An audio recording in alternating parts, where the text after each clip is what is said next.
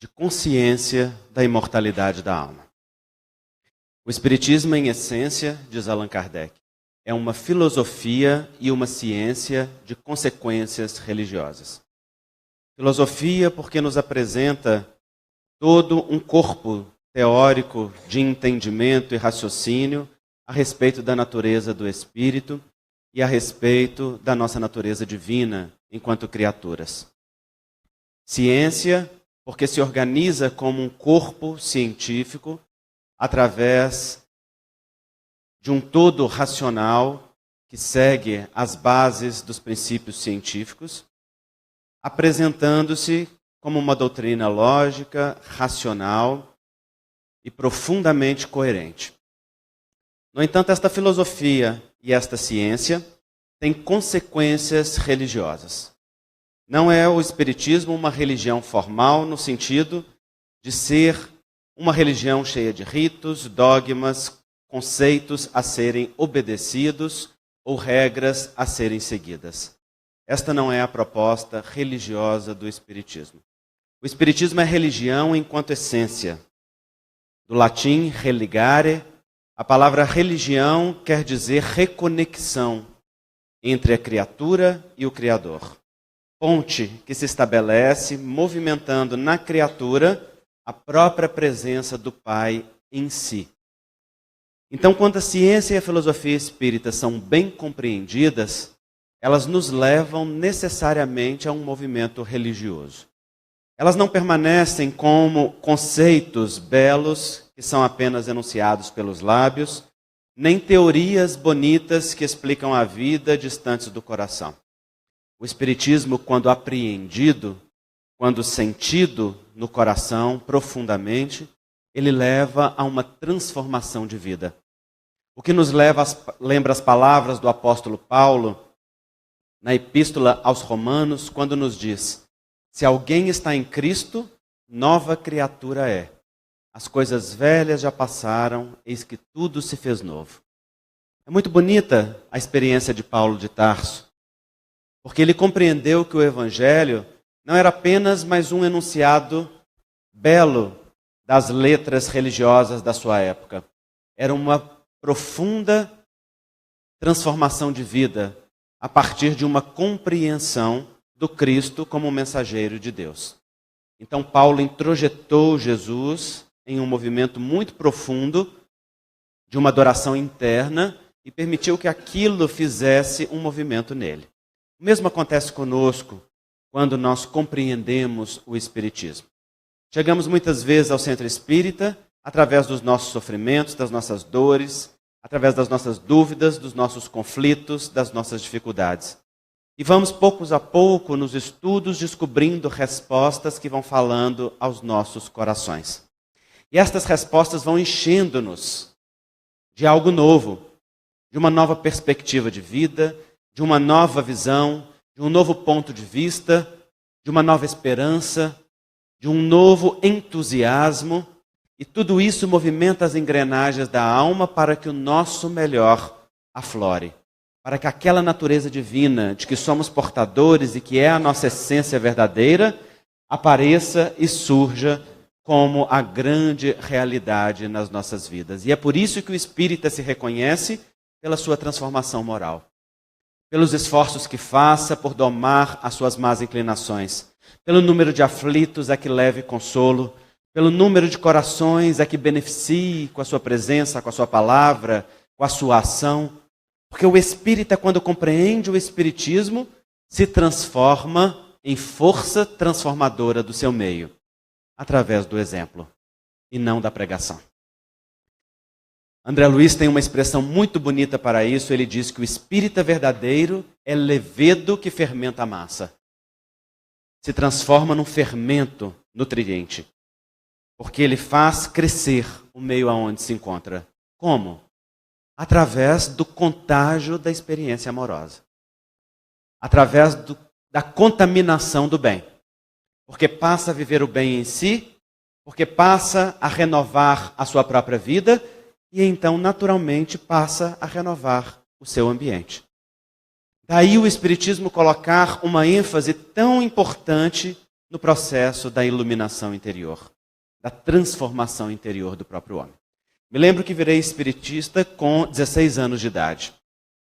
E naquela época, não faz muito tempo,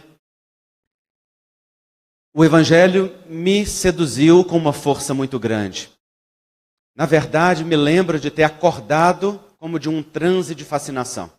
Porque me lembro, certa vez, de estar voltando do centro espírita e, de repente, como se os olhos se abrissem, e eu falei para mim mesmo, meu Deus, o Evangelho, como que eu pude esquecer?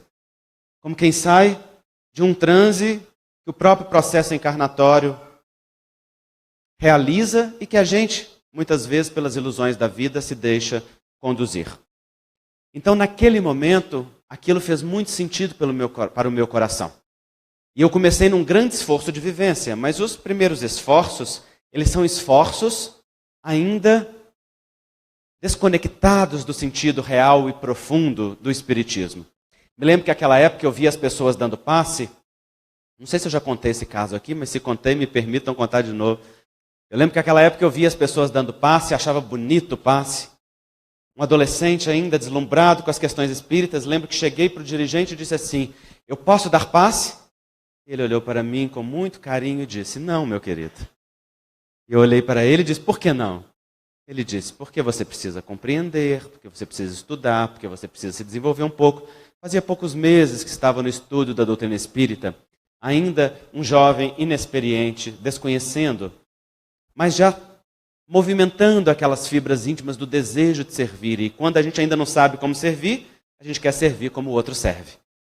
Então, eu pedi a ele. Mas como ele não me deixou dar passe, então eu resolvi a situação do meu próprio jeito. Eu fui para casa e cheguei em casa e estava sozinho com meu irmão. Meus pais tinham viajado e eu e meu irmão mais novo estávamos em casa. Somos 3 lá em casa.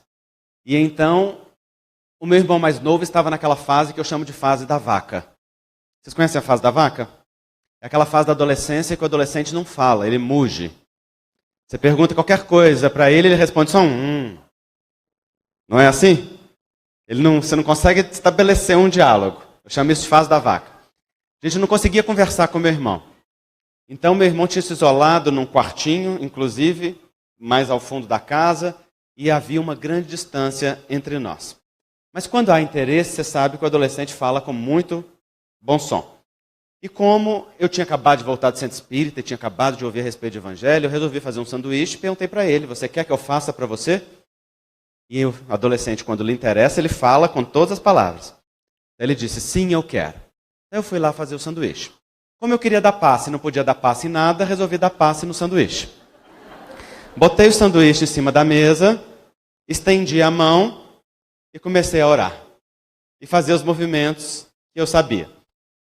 E eu lembro de ter sentido pela primeira vez a sensação que sinto até hoje a dar passe. Os fluidos fluírem pelas mãos. Compreendi mais tarde com Allan Kardec em o livro A Gênese, que basta o espírito desejar que o fluido se locomove. Então não precisava ter espírito nenhum para dar passe ali naquele sanduíche. Bastava que eu quisesse dar passe naquele sanduíche que o fluido naturalmente se locomoveria naquela direção. E fiquei ali um bom tempo. Vocês sabem que presunto é difícil de fluidificar. Então fiquei ali um bom tempo naquele sanduíche. Quando acabei, comi o meu e esqueci do assunto. Afinal de contas, já tinha feito o que eu queria. E fui para o quarto. Lembro que eu estava lendo um livro de André Luiz. Avisei a ele que o sanduíche estava pronto. Esqueci dele, esqueci do sanduíche, esqueci daquela história. Um pouco depois, ele bate na porta do quarto. E eu pergunto a ele, o que foi? Ele pergunta, posso entrar? E eu disse a ele, pode. Então ele abre a porta do quarto, com um sorriso daqui até aqui, chega perto de mim silenciosamente, me dá um beijo no rosto, sorri e sai. Naquele dia, o Espiritismo começou a entrar para dentro do meu coração. Porque então eu pensei assim, meu Deus, se um sanduíche fluidificado faz uma coisa dessa, imagino que não fará um ato de amor genuíno. E então eu comecei a compreender que a transformação e a iluminação interior que o Espiritismo nos propõe são pequenos gestos de esforço e boa vontade no bem, que nós fazemos quando sensibilizamos o nosso coração pouco a pouco. Quando deixamos que o nosso coração vá pouco a pouco se transformando e permitindo que a gente dê passos que diminuam a distância que nos separa do outro, através das ilusões que nós criamos no dia a dia. E naquela época eu lembro que a minha casa se pacificou. E eu cheguei para minha mãe e disse assim: mãe, que coisa maravilhosa, o Espiritismo transforma a gente, transforma a casa inteira. E ela olhou para mim com um sorriso bem típico da minha mãe, daquele sorriso de sabedoria, que olha o filho descobrindo alguma coisa importante, e disse para mim: ah, meu filho, não, só você mudou aqui em casa. E aí eu percebi que quem tocava terror naquela casa era eu. Bastava que um tivesse se acalmado, que a casa se acalmou. Porque às vezes nós temos essa capacidade de perturbar o ambiente onde nós estamos sem o perceber. Perturbamos com as nossas exigências, perturbamos com as nossas pequenezes, perturbamos com as nossas intrigas, com as nossas calúnias, com as nossas fofocas, perturbamos com as nossas queixas, com as nossas lamentações, com a nossa ansiedade. Vamos levando perturbação e semeando perturbação onde estamos. E às vezes a nossa simples presença consegue agitar um ambiente. Da mesma forma, a nossa presença transformada consegue acalmar um ambiente e consegue modificar o espaço onde nós estamos, através do contágio de pequenos esforços de amor. Então, a iluminação interior que o Espiritismo nos propõe é a consciência de que esta filosofia e esta religião e esta ciência representam movimentos de conexão aos princípios religiosos que transformam a nossa vida. E para isso, é preciso compreender o que seja esta iluminação. Porque muitos acham que iluminação é um movimento exterior de aparência de santidade. É uma obediência a um código de conduta. É uma repetição de princípios religiosos que os outros esposam. Não. Iluminação interior é um profundo mergulho em si mesmo para tomar consciência de quem se é, do que se necessita e do que se precisa em cada momento da vida. A palavra humildade, ela vem de humus, terra, e ela representa fertilizante. Uma pessoa humilde não é uma pessoa estereotipada. Uma pessoa humilde é uma pessoa consciente do seu lugar e do seu papel, ocupando o lugar e a responsabilidade que lhe cabe ali aonde Deus lhe plantou. O humilde reconhece as capacidades e reconhece as potencialidades que está ao seu dispor e as utiliza, sem menosprezar e sem achar que é maior do que alguém por aquilo que tem. Apenas ocupa o seu lugar. Então, quando nós assumimos, por exemplo, princípios de humildade que negam a capacidade de cada um de nós, ou que adotam comportamentos estereotipados de simplicidade ou de aparência de virtude, isto não é humildade real. Isto é uma máscara de humildade. Humildade verdadeira é você reconhecer quem você é. É reconhecer qual é a sua natureza e saber que ela, assim do jeito que é a sua. E como sua, ela é boa para você. Não é nem melhor, nem pior do que ninguém. É apenas o seu jeito de ser e de estar no mundo. E desse jeito, há um movimento fertilizante, que pode fazer crescer as sementes das virtudes que está ali ao redor. Quando nós olhamos os personagens do Evangelho, nós vemos que todos eles passaram por este movimento de reconhecer qual era o seu papel e qual era o seu lugar. Nenhum dos personagens do Evangelho foi chamado por ser iluminado. Todos eles foram chamados por terem potenciais de luminosidade dentro do coração. Nenhum daqueles que se tornou célebre se tornou porque já trouxesse virtude dentro do coração. Os 12 diretamente chamados por Jesus eram humanos, imperfeitos e comuns. E como humanos imperfeitos e comuns, tiveram que descobrir dentro de si qual era o convite que Jesus fazia a cada um deles. Porque dentro deles não havia experiência ainda daquela entrega divina que Jesus representava.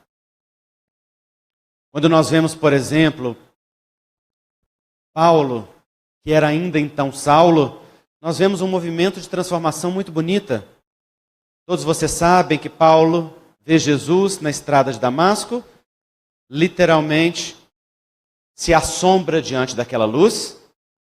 Há quem diga que ele caiu do cavalo, mas os historiadores dizem que ele não caiu nada, que na verdade ele só viu Jesus naquela luminosidade e de repente a sua vida se transforma, porque ele que era perseguidor é chamado pelo símbolo da perseguição para ser um agente de transformação. Vejam a figura ímpar de Jesus. Busca o outro na sua sombra. Busca o outro mergulhado profundamente no seu não saber, no seu desconhecimento, na sua ignorância. Não julga, não critica, não pune, não condena. Apenas conclama a transformação interior. Quando ele pergunta para Saulo, Saulo, por que me persegues? Ele está perguntando a ele, qual é o alvo da sua ira? O que é que você verdadeiramente quer combater? Qual é a luta que você combate no seu interior? Porque você busca condenar os cristãos numa luta vazia, desconhecendo o que é verdadeiramente a essência daquilo que você combate. Qual é a tua verdadeira luta interior, Saulo? Qual é a tua batalha? E ao mesmo tempo que ele pergunta, ele já responde. Ele diz, Saulo, duro te é recalcitrar contra os aguilhões. Ou em palavras modernas, duro te é dar murro em ponta de faca. Duro te é ficar insistindo em um caminho que te fere.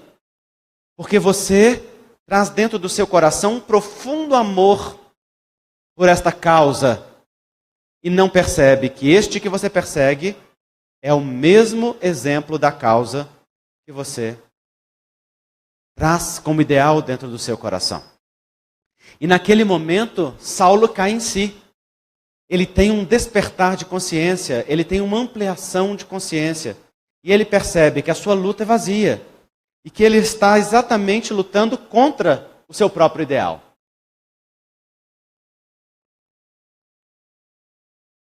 Há movimentos em nós que destroem ao invés de somar. Às vezes nós somos idealistas e contribuímos para a destruição da causa que nós amamos. Às vezes nós somos trabalhadores e membros de uma casa espírita e contribuímos para a derrocada daquela casa espírita. Quando, por exemplo, nós deixamos que o nosso personalismo ganhe mais espaço na casa do que a presença do Cristo. Quando nós deixamos que a nossa vontade seja mais importante do que o Evangelho redivivo. Quando nós impomos as nossas regras como normas, ao invés de ter o Evangelho como preceito. Amamos o ideal, mas trabalhamos contra ele. Diz Jesus para nós, duro te é recalcitrar contra os aguilhões. Ou em outras palavras, olha para dentro de si, para reconhecer se as suas atitudes estão alinhadas com os ideais. Porque o espírita se reconhece por ter coerência entre os seus valores e as suas atitudes. De nada adianta ser um bom orador e falar maravilhosamente sobre o Evangelho e discriminar pessoas. De nada adianta conhecer todas as letras da palavra do Cristo e ser alguém que não abre o coração para a fraternidade legítima. Duro te é recalcitrar contra os aguilhões, diz Jesus a todos nós, Saulo. E Saulo então vai ser socorrido exatamente por aquele que ele perseguia. Porque Jesus chama exatamente Ananias para socorrer Saulo. E Saulo estava indo atrás exatamente de Ananias e dos cristãos que estavam na cidade de Damasco. Por que Jesus chama Ananias? Por que Jesus não faz diretamente o despertar de Paulo? Porque Jesus queria mostrar a Paulo que aquele que ele considerava inimigos era exatamente os grandes amigos do seu coração. E aí nós transcendemos a letra para pensar no símbolo. E pensamos em quantos inimigos íntimos nós cultivamos e quantas lutas desnecessárias nós batalhamos dentro de nós, quando são os nossos próprios inimigos íntimos que nos socorrem. Diz Jung que ninguém se torna iluminado ao imaginar formas luminosas, mas uma pessoa se torna iluminada ao tornar consciente a escuridão. Vejam que interessante a fala de Jung. Ele diz que ao encarar a nossa sombra, é que então o processo da autoiluminação acontece. Quantos sentimentos nós tratamos como inimigos dentro de nós, quando são nossos parceiros? Quantas características de personalidade nós brigamos e tentamos reprimir, quando elas fazem parte de nós e podem ser utilizadas a nosso serviço? Quantas lutas internas desnecessárias nós batalhamos ao levantar as armas contra nós mesmos no desamor, quando podemos tomar a nós mesmos na nossa integralidade a serviço do bem? Somente quando alguém mergulha em si mesmo para encarar a sua sombra é que a verdadeira iluminação interior pode acontecer. O que acontece com Saulo de Tarso no momento em que Ananias lhe chama? Escamas caem dos seus olhos e ele volta a enxergar, porque tinha ficado momentaneamente cego. Tinha ficado cego para o caminho que ele percorria, porque momentaneamente Jesus retirou-o daqueles ideais falsos que ele esposava. De repente ele percebeu que a sua luta era vã. E ele ficou momentaneamente cego. Então chega Ananias, impõe-lhe as mãos e as escamas caem dos olhos de Paulo. Ou seja, abre-se-lhe as vistas para a realidade espiritual. E ele então enxerga. Ele enxerga que aquele aparente inimigo é seu amigo. O mesmo acontece conosco quando nós mergulhamos dentro de nós. Quando nós passamos a acolher o ser comum e imperfeito que somos. Quando nós nos percebemos amados e convidados a sermos servidores na nossa imperfeição. Quando nós percebemos que Jesus não pede de nós nenhuma santidade de aparência, pede apenas entrega íntima de verdade, assim como estamos. Luz e sombra, beleza e feiura, conflitos e dores, ambiguidades.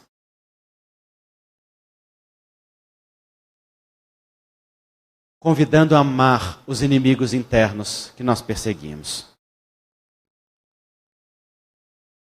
É interessante porque o Evangelho diz que com Jesus, há uma determinada passagem que fala, que quando Deus manda, até o demônio lhe serve. De qual demônio o Evangelho está falando? Dos nossos demônios interiores. Está falando das nossas sombras. Quando nós nos colocamos a serviço do bem, até a nossa sombra passa a servir. Por quê? Porque até aquilo que nós temos de aparentemente negativo passa a ser utilizado a serviço do bem. Por exemplo, quando Jesus precisa que uma tarefa aconteça, quem que você acha que ele pega? O mais humilde ou o mais orgulhoso? Mais humilde ou mais orgulhoso? Mais orgulhoso. Frequentemente. Por quê? Porque frequentemente o mais orgulhoso é também aquele que tem mais iniciativa, é o que tem mais força de ação, é o que tem mais capacidade de romper, é o que enfrenta com coragem, com a sua arrogância. O que Jesus faz? Jesus convida aquele com a sua sombra para direcionar aquela potencialidade para o bem.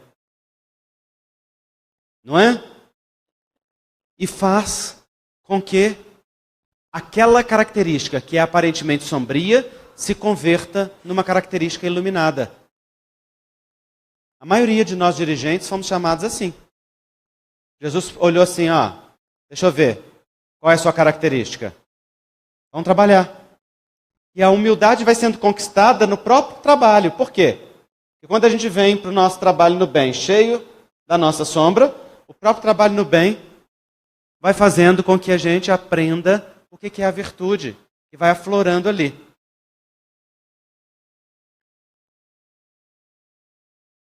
Então é muito interessante. As pessoas ficam olhando a gente, palestrante, e falam assim, nossa, mas vocês são tão iluminados, tão humildes. Não somos, não. Somos os mais vaidosos. Jesus, quando precisa de um servidor, ele fala assim, quem que é o mais vaidoso? Quem que gosta de aparecer? Aquele ali. Então chama ele para ser palestrante. Por quê? Porque ele vai ter coragem de enfrentar uma multidão com a maior tranquilidade. E vai perceber pouco a pouco que o trabalho da oratória não representa o seu potencial, mas representa o canal aonde ele mesmo vai encontrar a sua autoiluminação.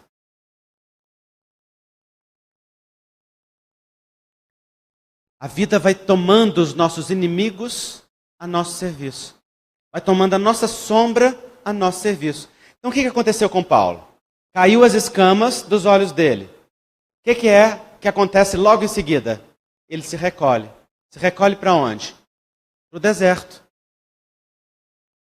Por que vocês acham que Jesus chamou Paulo de Tarso, gente? Porque era o mais orgulhoso. Porque era o mais cheio de iniciativa. Porque era o com mais força de trabalho. Jesus só precisou fazer o quê? Direcionar aquela potencialidade para o bem. Que estava sendo direcionado para destruição e para rigidez, foi direcionado agora para o bem. Então, qual é o primeiro ato de Paulo? Ele mergulha em si mesmo. Ele vai passar 2 anos no deserto. Ele vai mergulhar no estudo da Boa Nova. Ele vai fazer uma introspecção para reconhecer qual é o padrão que ele tinha, qual é o convite que a Boa Nova faz.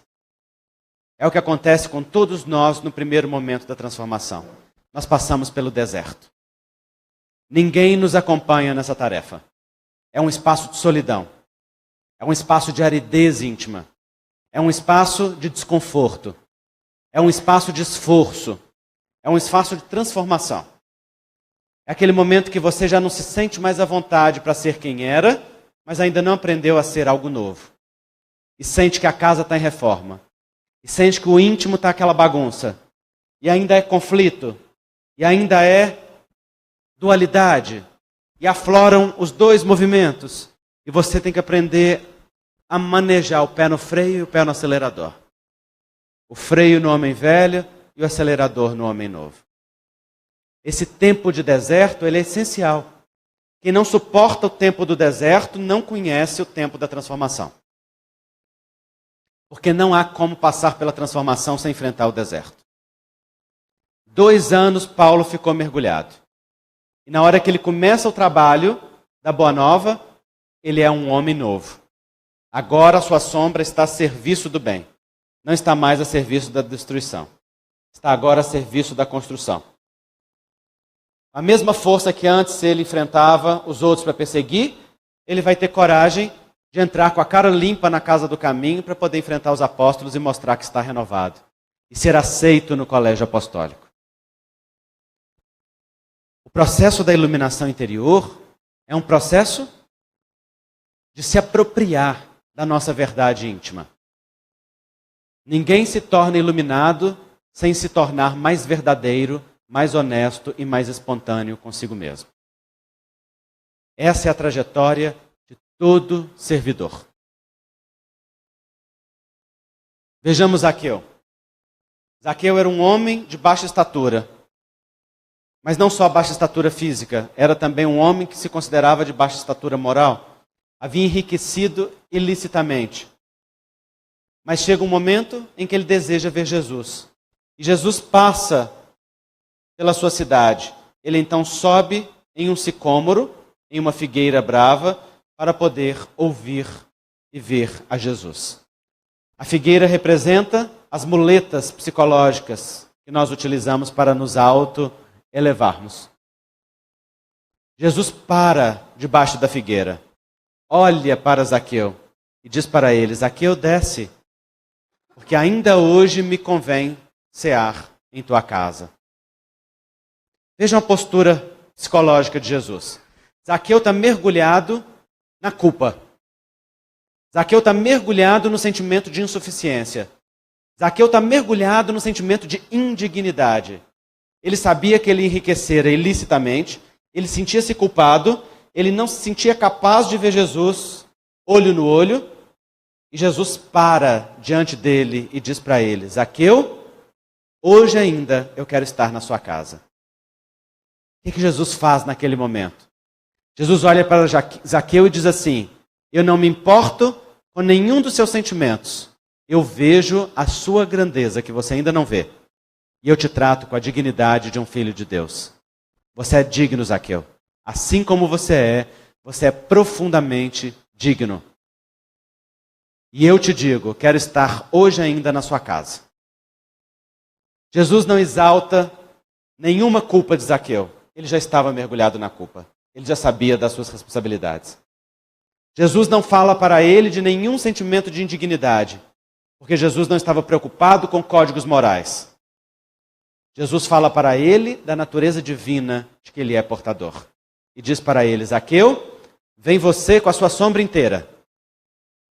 Vem você inteiro, do jeito que você é. Assim, do jeito que você é, eu vou entrar na sua casa. E o que acontece? Zaqueu abre as portas da sua casa. Jesus passa a noite com Zaqueu, junto com os apóstolos. Jesus prega, Zaqueu ouve. Zaqueu se sente tocado pela experiência de dignidade que Jesus lhe proporciona. E no dia seguinte, ele é um homem renovado. Porque assim como Paulo, as escamas caem dos seus olhos naquela noite. E ele diz: se alguém eu prejudiquei, restituí-lo-ei 4 vezes mais. Por que Zaqueu faz isso? Porque naquela época o direito romano prescrevia como a maior das penalidades de alguém que fosse desonesto, que restituísse ao outro 4 vezes mais. Jesus ouve Zaqueu. Aliás, Zaqueu ouve a Jesus. Zaqueu se toca pela experiência de dignidade. Zaqueu não ouve de Jesus condenação, não ouve crítica. Zaqueu não entra na autocrítica. Zaqueu entra na autoconquista. E na hora que ele mergulha dentro dele, olha para a sua culpa, encara a sua sombra, ele diz: sim, a responsabilidade é minha. Eu enriqueci tomando do outro. E se eu tomei, é meu dever restituir. Quanto eu restituirei? Restituirei com juros. Restituirei o máximo que eu posso. Assim faz Deus conosco. Convida-nos a olhar para as nossas sombras e para a nossa responsabilidade, não para nos julgarmos, não para assumirmos conosco uma postura moralista de autopunição e autocondenação, porque esta conduta só leva à autodestruição. Jesus convida que nós mergulhemos em nós mesmos e, reconhecendo que somos divinos, encaremos o quanto as nossas atitudes estão alinhadas com os princípios da divina presença. E naquilo que reconhecemos não estar, Jesus nos convida: alinha, reconecta, retorna, volta para a sintonia, volta para casa. É um convite doce, é um convite generoso, é um convite brando, é um convite da experiência da dignidade partilhada. Não há condenação, há um convite a amar a nós mesmos de maneira inteira, mas sem demora, nos alinhar com os princípios divinos do eterno bem. E é por isso que o coração transformado por Jesus não perde tempo em autopunição, não perde tempo em lamentação, não perde tempo em crítica a si mesmo. O coração transformado por Jesus dedica-se a transformar o ambiente através da transformação de si mesmo. Se ontem eu perdi tempo desgastando, agora eu perco tempo, eu me ocupo do tempo construindo. Se antes eu ocupei-me do tempo fragmentando, agora eu ocupo do tempo unindo. Eu agora faço aquilo que preciso. Eu agora encontro a paz interior decorrente deste movimento. Foi isso que fez Maria de Magdala. Emmanuel comenta com muita propriedade que todos gostam de ver e comentar a iluminação de Paulo ou a iluminação de Madalena. No entanto, poucos querem seguir o caminho de renovação que Paulo e Madalena se autoimpuseram. O caminho da disciplina, de domar a si mesmo, colocar rédea nas suas paixões, pisar no freio do seu desejo incontrolado e aprender a acelerar na direção das virtudes. Porque isso é o deserto pessoal de cada um. Essa é a porta estreita. Isso requer consciência. Requer que a gente mergulhe dentro de nós para reconhecer quem nós verdadeiramente somos. E utilizar o que nós somos, do jeito que é, a serviço do bem.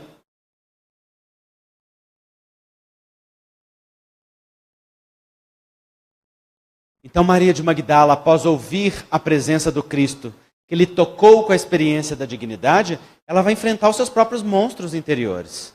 Ela vai entrar numa luta entre o desejo e o ideal de renovação, entre a velha figura e o princípio renovador. Hoje, na atualidade do mundo moderno, as portas largas são muito extensas. O convite para nos perdermos de nós mesmos é contínuo e diário. O convite para nos desconectarmos da nossa essência é permanente. Podemos passar todo o tempo mergulhado no vazio de uma vida sem sentido, no vazio de uma vida sem um ideal superior, no vazio de um tempo sem esforços de transformação. Somente quando tomamos para nós o dever e o trabalho de olhar para dentro de nós, é que encontramos um movimento de verdadeira iluminação interior. De acender primeiro um fósforo, depois uma lâmpadazinha, e gradativamente ir conhecendo o que significa o sentimento de comunhão que o Evangelho vai nos ofertando. Gosto muito da figura de Pedro. Acho uma figura humana extremamente simbólica. Pedro, assim como Paulo, estava profundamente mergulhado na sua humanidade. São as figuras mais humanas do Evangelho. Não negam os seus conflitos, não negam as suas lutas interiores. Pedro é chamado por Jesus como um pescador, simples e ignorante. No momento em que Jesus vê o cardume e manda-lhe jogar a rede em outro ponto. Pedro ouve Jesus, colhe tantos peixes que se deslumbra com aquele fenômeno. Jesus então convida-o a segui-lo. Vem e segue-me tu, e eu te farei pescador de almas. Aí eu pergunto para vocês acham que Pedro entendeu? Vocês acham que Pedro sabia que o convite era aquele que Jesus estava fazendo? Vocês acham que Pedro tinha alguma experiência com aquele convite que Jesus estava fazendo a ele? Não.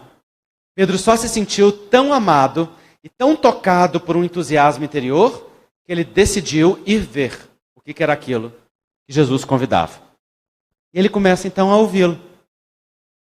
E vai confrontando aquelas palavras novas que lhe deslumbravam com os impulsos do homem velho que viviam dentro dele. E um dia Jesus anda sobre as águas. Pedro duvida. Afinal de contas, ele não tem experiência nenhuma em andar sobre as águas. Como que um homem pode andar sobre as águas? E ele testa Jesus. Senhor, se és tu mesmo, me deixa que vá até ti. E Jesus diz para ele, vem Pedro. O que Jesus faz com Pedro naquele momento? Jesus arma uma cilada para Pedro. Fala, você quer experimentar? Pode vir. Vou te mostrar o que é caminhar sobre as águas. Vamos ver se você aguenta. E Pedro começa a caminhar, sustentado no magnetismo do Cristo. Mas diz o Evangelho que os ventos ameaçavam, soprando fortes, e as ondas bravias. E Pedro retira o olhar de Jesus e começa a naufragar. Ora, quantos de nós nos deslumbramos pelos princípios espíritas, queremos seguir a Jesus, queremos seguir esses princípios renovadores espíritas, ainda não sabemos exatamente o que é isto que nós queremos, mas aquilo nos toca, nos deslumbra, começamos a dar os primeiros passos e então a vida nos testa. Vêm os primeiros naufrágios. Nós fracassamos nos nossos esforços de transformação. Caímos 1, 2, 3 vezes. Queremos ser alguém novo, mas reincidimos nos velhos hábitos, nas velhas condutas, nas velhas decisões. Começamos a afundar. No momento que Pedro começa a afundar, as mãos de Jesus estão ali estendidas para ele. Porque Jesus armou a cilada e, ao mesmo tempo, armou o socorro. Para consolidar no coração de Pedro aquele ensino. Como a dizer, se você mantém os olhos em mim, Pedro, eu te levo sobre as águas. No entanto, se você olha para a força dos ventos que sopram bravios, ou das ondas que ameaçam, então você vai naufragar. Essa é a experiência da fé. Ninguém se sustenta sem a força da oração. Ninguém se sustenta num ideal de iluminação interior sem persistir no caminho da renovação. A iluminação interior não é algo que acontece de súbito. Ela acontece no tempo, pouco a pouco, em que nós vamos conquistando virtudes através da conquista da nossa própria sombra. Vamos amando a nossa sombra e vamos domesticando os animais selvagens dentro de nós. Vamos adestrando os impulsos primitivos. Vamos libertando princípios renovadores. E de repente descobrimos sentimentos novos, posturas novas, resultados novos. Mas isso só acontece quando nós perseveramos. E quando nós perseveramos com um olhar fixo na figura do Mestre, que nos sustenta e nos ilumina. Sem isso, nós nada podemos. Por isso a prece é um recurso de sabedoria. O trabalho no bem é um recurso de sabedoria. Jesus não espera que nós estejamos iluminados. Ele nos convida assim como nós estamos. E aí há pessoas que dizem, mas Andrei, eu estou tão mergulhado nas minhas dores, nas minhas dificuldades, é assim que Jesus me quer servindo? É exatamente assim. Porque é no trabalho do servir que você vai encontrar o socorro para as suas dores. É no próprio serviço que você vai encontrar o viço de ser. A alegria de viver. A satisfação de encontrar um impulso novo. Por isso que eu disse que Jesus seleciona a gente pela nossa sombra. E vai nos dando as tarefas de acordo com aquilo que nós precisamos conquistar. Porque aquilo que nós chamamos defeitos, muitas vezes são só características que precisam ser apenas reguladas no volume. Uma iniciativa exacerbada vira controle, mas uma iniciativa no volume adequado é uma força de transformação.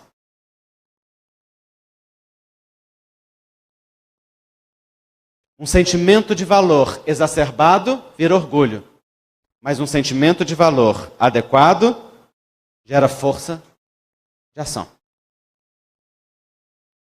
Volume. Apenas regular o volume. Então a pergunta que Jesus fala para nós é: qual é o volume que está baixo em você? Qual é o volume que está alto demais? O que é que você precisa aumentar? O que é que você precisa diminuir?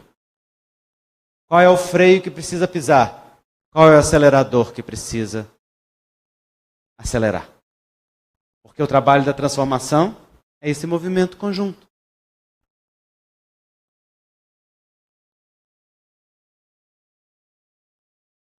Então, enquanto caminhamos sobre as águas do mar das nossas vidas, mantendo os olhos firmes na fé, no aprendizado, no esforço, no trabalho, na dedicação perseverante, nos mantemos sobre as águas. Mas quando olhamos para os rugidos interiores do homem velho que quer sobreviver, quando olhamos para a massa que não nos acompanha e que quer um comportamento diferente, quando olhamos para aqueles que estão ao lado e nem sempre esposam os mesmos princípios libertadores, então começamos a naufragar. Porque então perdemos a referência de nós mesmos. A autoiluminação é desenvolver individualidade nos princípios renovadores do Evangelho. É encontrar-se como filho de Deus. É descobrir-se como potência de amor.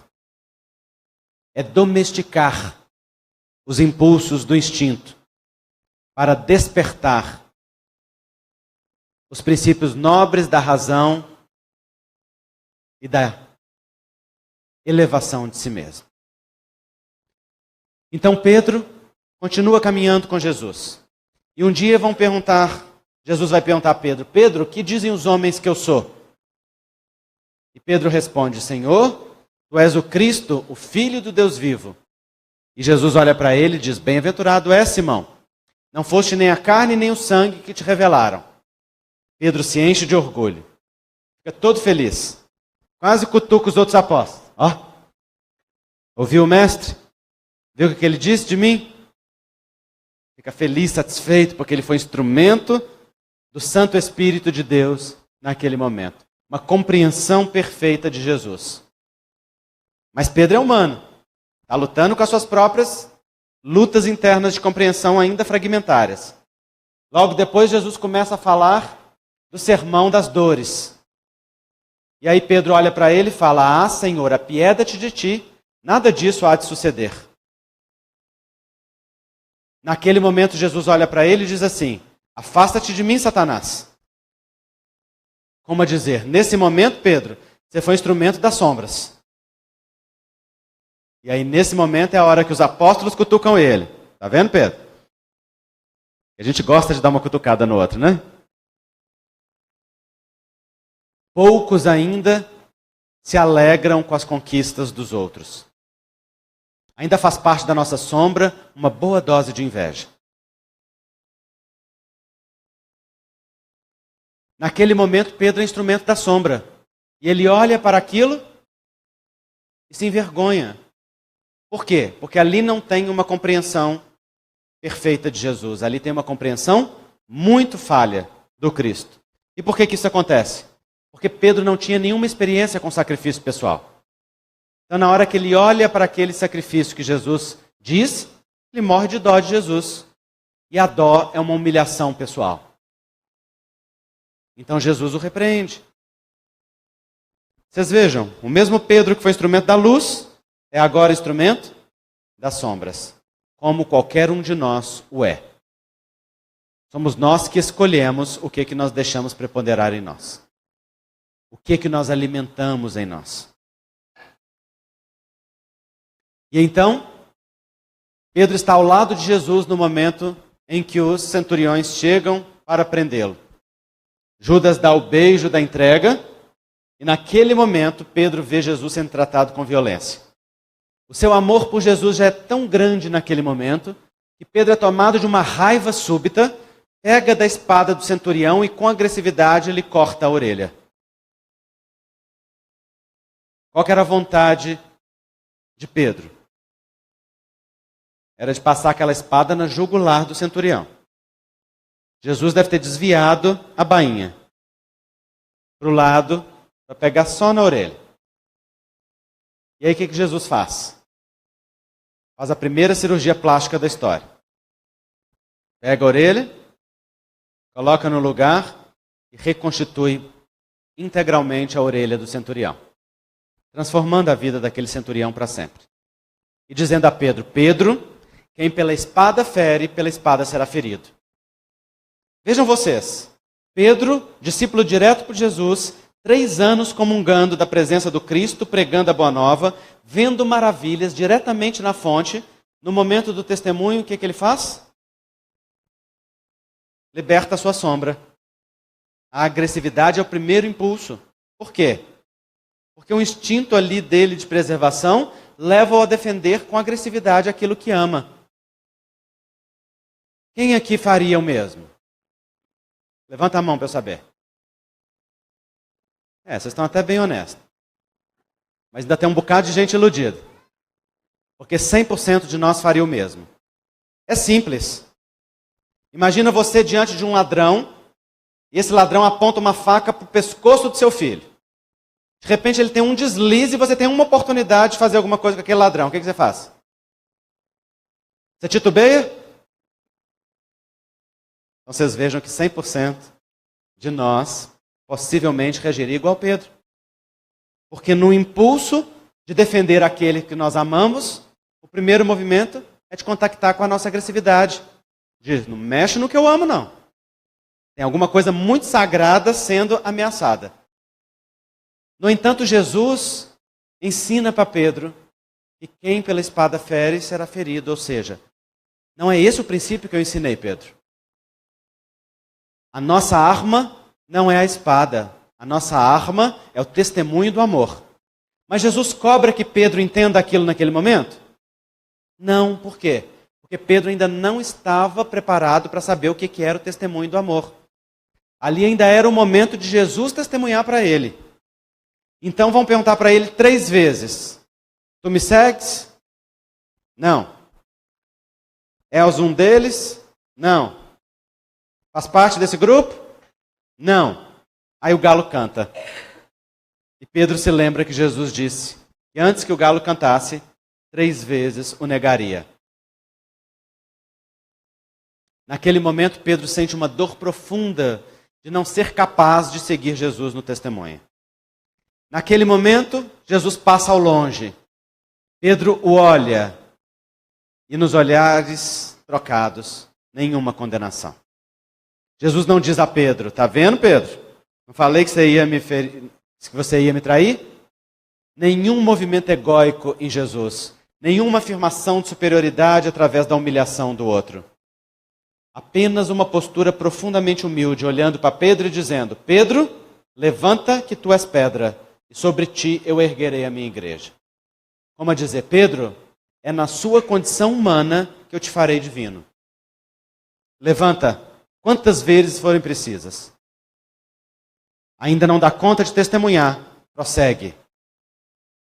Ainda não dá conta de fazer, prossegue. Ainda não dá conta de ser, prossegue. Prossegue olhando para o que te limita. Prossegue olhando para quais são as suas amarras interiores. E Pedro vai se tornar o líder da casa do caminho. Com uma força tamanha que ele vai ser aquele que vai ser exemplo para todos os outros. Por quê? Porque ele tinha muita luz. Ele não estava preparado para ser testemunhador no nível que Jesus o estava. Mas ele estava preparado para ser no nível que ele podia ser. E assim como ele estava, Jesus o chama. E aí uma passagem do Ato dos Apóstolos é extremamente simbólica. Diz o Ato dos Apóstolos que Pedro e Paulo passavam e que os doentes os procuravam e ficavam à sua sombra, para que a sombra deles passasse sobre eles. E a sombra de Pedro e Paulo curava. Olha que linda imagem, gente. A sombra de Pedro e Paulo curava. Quando nós nos entregamos a Jesus, até a nossa sombra é tomada a serviço. Com Jesus, até aquilo que nós chamamos de defeitos viram virtudes. Porque Jesus regula o volume no nosso coração. Com doçura. Com humildade. Com caridade. Sem nenhuma condenação. Sem nenhuma crítica. Sem nenhum movimento de subjugação. Sem dizer para nós de forma humilhante o quanto ainda não conseguimos. Mas dizendo para nós de forma amorosa, sempre, recomeça. Levanta. Uma vez mais. Eu te fortaleço. Eu sigo contigo. Vai de novo. Tenta mais uma vez. Vamos em frente. Até que chegue lá. Quando nós olhamos um ginasta olímpico e nos deslumbramos com os movimentos e as piruetas que ele faz com graça e beleza, ninguém para pensar quantos tombos aquele ginasta teve até que aquele movimento rítmico e harmônico se construísse nele. Foram muitas quedas. Mas por que ele chegou até aquele movimento harmônico e perfeito? Porque ele nunca desistiu. Porque ele perseverou. Então disse Jesus, aquele que perseverar até o fim será salvo. Qual é o fim que Jesus fala? Não é o fim dos tempos. É o fim dos ciclos em nós. Perseverar até que aquele ciclo se esgote. Perseverar até que aquela fase termine. Perseverar até que aquele movimento se encerre. Nós perseveramos enquanto for necessário. Tantas vezes quantas forem necessárias. porque o amor do Cristo nos sustenta e a misericórdia da vida nunca falha. Basta que nós mantenhamos o olhar no olhar de Jesus e nós caminharemos sobre as águas. Esse é o processo da iluminação interior. É o processo de comprometer conosco mesmo em fazer o que é necessário para prosseguir no aprendizado das virtudes, para prosseguir no despertar dos divinos dons dentro de nós. Fazendo cada dia o que cada dia necessita, um passo por vez, um movimento a cada instante, um instante só. Se nós fazemos a cada momento o que cada momento requisita, se nós mantemos inteireza e conexão com a nossa vida, então a vida se torna um movimento permanente de renovação e transformação. E os movimentos se seguem com beleza. De repente, nós nos sentimos novos, sem saber como que aquilo aconteceu. De repente, já não afloram com tanta intensidade mais aquelas paixões, aqueles desejos, aquelas vontades, aquele movimento, aquele impulso, aquele automatismo. Nós vamos domesticando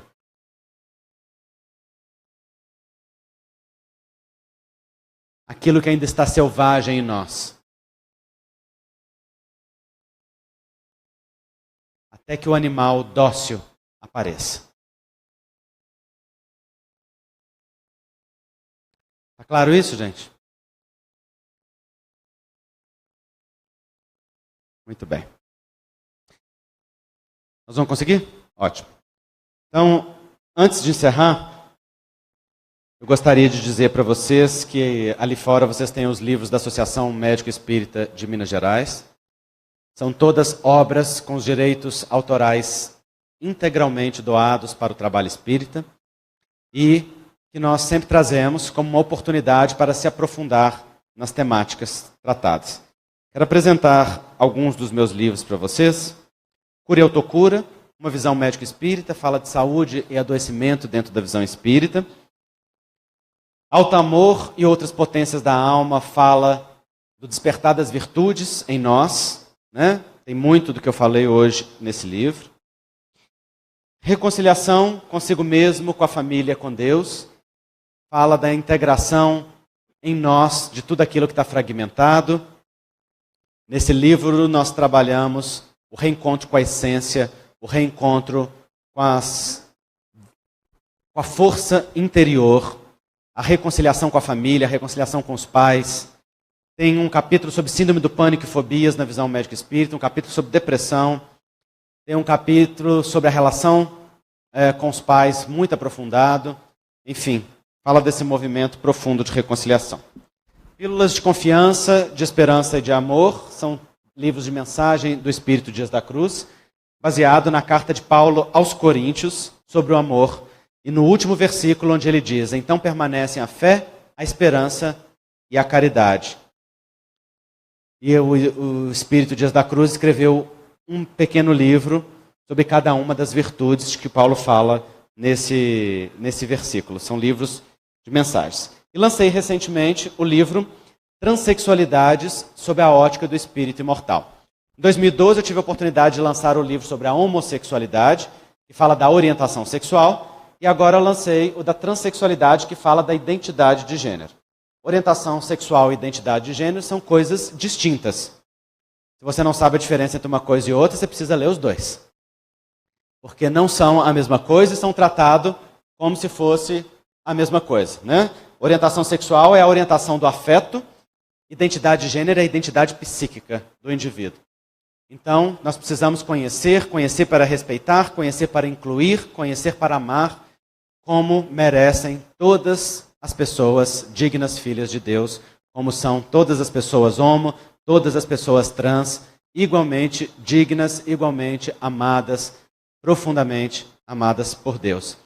E no nosso movimento, falta estudos mais aprofundados dentro dessa temática. Por isso, nós nos propusemos a lançar esta obra, que traz inclusive vários casos, vários testemunhos de pessoas trans, inclusive pessoas trans espíritas, que deram testemunhos muito bonitos a respeito da sua própria visão, da identidade de gênero à luz dos conceitos espíritas, e isso me tocou muito profundamente. Eu partilho com vocês no livro de uma forma aprofundada. Além disso, livros sobre câncer, sobre dependência emotiva, afetivo, sexual, que lançamos no último ano. Livros sobre técnicas para reunião de desobsessão, um livro aprofundado que foi lançado no último ano. Livros sobre psiquiatria, com casos de saúde mental. Livros para jovens, livros para crianças. Tem vários tipos de livros ali à disposição. Eu gostaria de encerrar mostrando para vocês um pequeno vídeo sobre a Fraternidade Sem Fronteiras. Já tive a oportunidade de falar aqui várias vezes da Fraternidade Sem Fronteiras. É uma ONG que acolhe e cuida de crianças órfãs na África. 12 mil crianças órfãs. E cuida através dos centros de acolhimento. Várias pessoas aqui deste grupo são padrinhos, são madrinhas desta organização. E eu quero mostrar para vocês a retrospectiva de 2017 dos trabalhos da Fraternidade Sem Fronteiras. Por favor.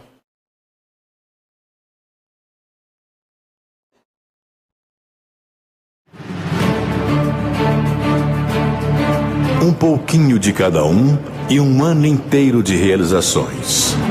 Juntos mais longe em 2017. Abraçamos a causa pelo tratamento das crianças com microcefalia. A nossa união deu força ao início dos trabalhos no Centro de Apoio Integrado. É tratamento adequado e esperança para mães e filhos. Ação Madagascar. Chegamos ao sul da ilha e, comovidos com a realidade, iniciamos o trabalho humanitário. Em Nós e Fale, apoiamos a ampliação da escola Danilo Farias.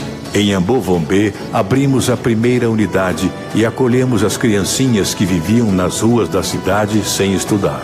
Confeccionamos pastas, uniformes, compramos material escolar e matriculamos 357 crianças na escola. Em Ambovombê, construímos o Campo da Paz. A obra do segundo centro de acolhimento uniu a comunidade, voluntários e trabalhadores locais. Na estrutura simples e ampla, incluindo um centro de atendimento médico e farmácia, passamos a atender 2.500 pessoas. Elas têm acesso à água limpa, tomam banho, escovam os dentes, alimentam-se e lavam as roupas. Realizamos as primeiras caravanas de voluntários a Madagascar. Levamos atendimento médico, orientação à higiene e toda a atenção em trocas cheias de aprendizado e afeto.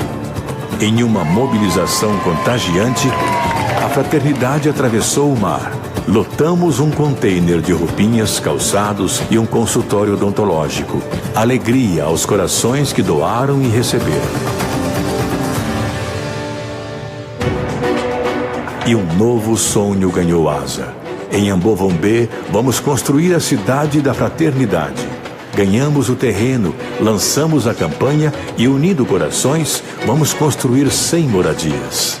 Em volta delas, área para cultivo sustentável, armazenamento de produção, oficinas de trabalho, escola, posto médico, espaço de convivência e lavanderia coletiva.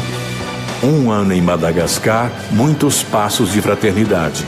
A ilha com mais vida e a vida com mais esperança. Esperança também no Senegal. No orfanato Chemin du Futur, iniciamos o trabalho pela autossustentação do projeto com a implantação de uma granja. É oportunidade também para os adolescentes e jovens aprenderem o ofício da avicultura. É formação do presente, preparando para o futuro.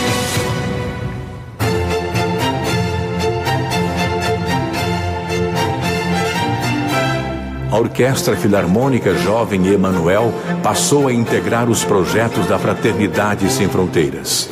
O ensino da música a meninos e meninas da periferia de Campo Grande abre possibilidades para o futuro e inspira um novo sentido à vida. É harmonia para quem toca e quem ouve, é a música tocando o coração.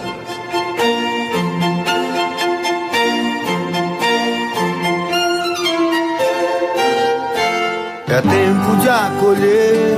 Em 2017, a fraternidade foi à fronteira do Brasil com a Venezuela. Conheceu a realidade dos imigrantes que tentam vencer a pior crise humanitária do país. Confiantes na solidariedade do povo brasileiro e com o apoio de voluntários e empresários locais, construímos e inauguramos em Boa Vista o Centro de Acolhimento.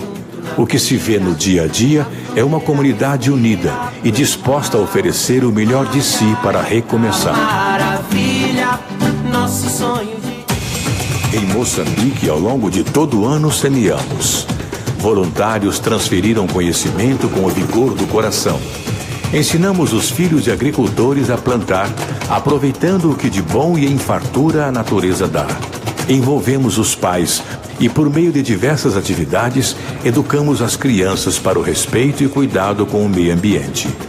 Foram dias de plantar e colher o bem que cada um pode compartilhar. E foi essa a vontade que deu vida a vários projetos de formação para os jovens. O Ana Uatico, Sonhar Sem Fronteiras, Flauta Doce, a Arte do Batique, o artesanato, corte e costura, que recebeu o prêmio de projeto inovador e levou o talento dos jovens para o Moçambique Fashion Week. Vamos ver este desfile que é realmente especial da Fraternidade Sem Fronteiras. Roupinhas feitas pelos próprios jovens.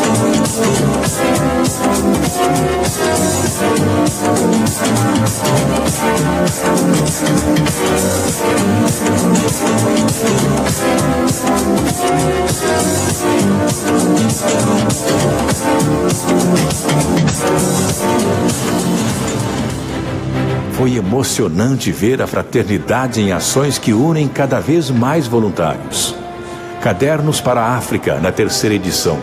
O Garrafas ao Mar, ainda em fase piloto, unindo estudantes do Brasil e da África.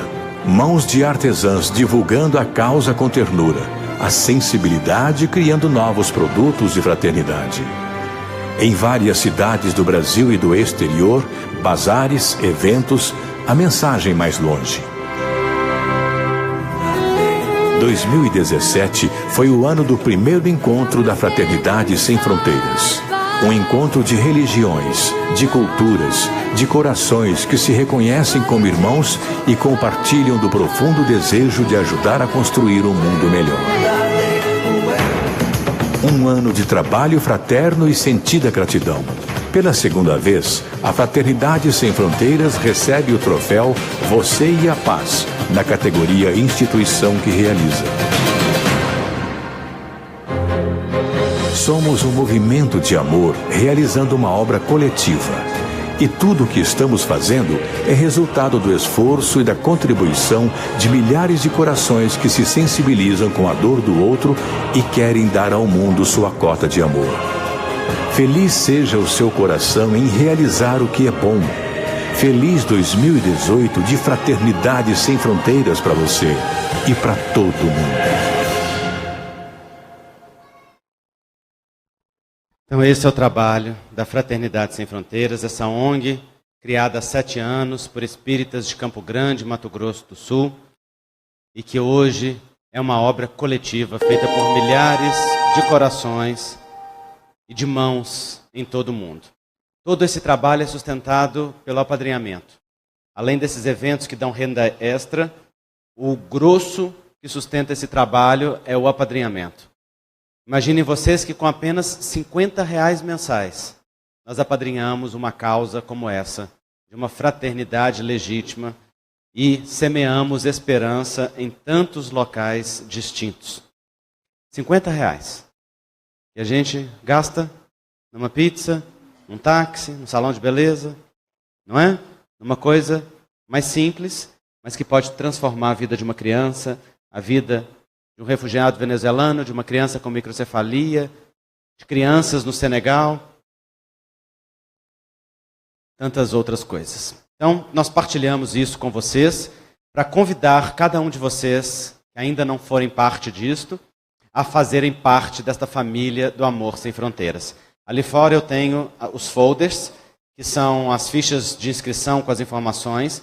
Quem desejar é só me procurar, basta você preencher a ficha e me entregar, e você se torna imediatamente padrinho ou madrinha da Fraternidade Sem Fronteiras. Seu pagamento pode ser feito depois em uma das contas da ONG, ou Banco do Brasil, Itaú, Bradesco, ou boleto bancário, ou pode usar a maquininha de cartão de crédito da ONG, que nós andamos sempre com ela.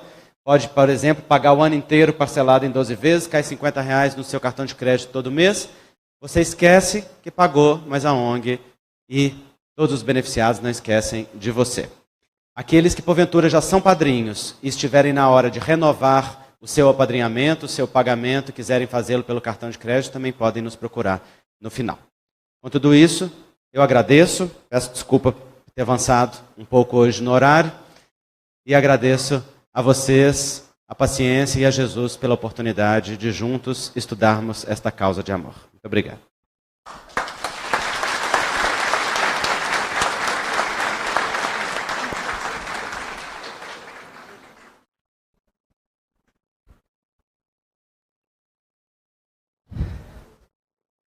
Durante 320 anos, os portugueses procuraram joias, ouro, pedras preciosas pelas Minas Gerais. Perderam seu tempo porque as preciosidades de Minas Gerais brotam e se espalham pelo Brasil. E você é uma dessas pedras preciosas a quem nós agradecemos muito. Mas antes de você falar, eu quero um compromisso seu. Você passa em casa hoje e me faça um sanduíche. As pessoas perguntam assim, gente, mas por que tem tanta espírita comprometido em Minas Gerais? Eu falo, é simples, dívida. Jesus reuniu tudo num local só para ver se a gente se fortalece uns aos outros e aguenta dar conta.